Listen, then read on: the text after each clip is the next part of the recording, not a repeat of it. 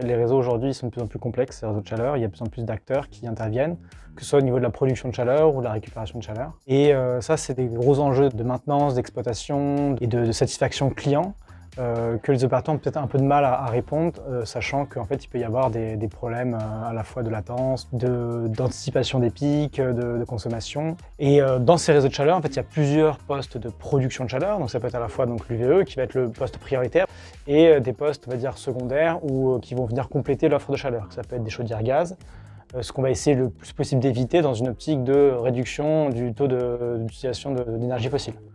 Ce à quoi Pure Control peut répondre via des modèles prédictifs et de modélisation d'un jumeau numérique qui pourrait justement regrouper toutes ces informations.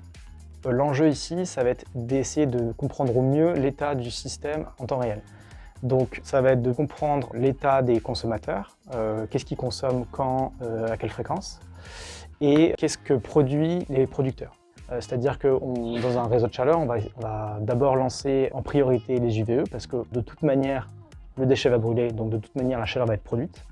Et on va venir compléter ensuite par ordre d'importance. Peut-être qu'il y aura en second temps une chaudière biomasse ou une chaudière CSR. Et en fin de ligne, il y aura la chaudière gaz qui sera utilisée en cas de dernier recours. Pure Control, l'objectif, ça va être de piloter au plus près la production de chaleur en fonction de la demande. On va essayer d'anticiper ce qui va se passer et donc mieux piloter. C'est-à-dire qu'en temps réel, nous sommes raccordés au réseau et on envoie des suggestions de consignes qui peuvent être utilisées en temps réel par l'exploitant et le système.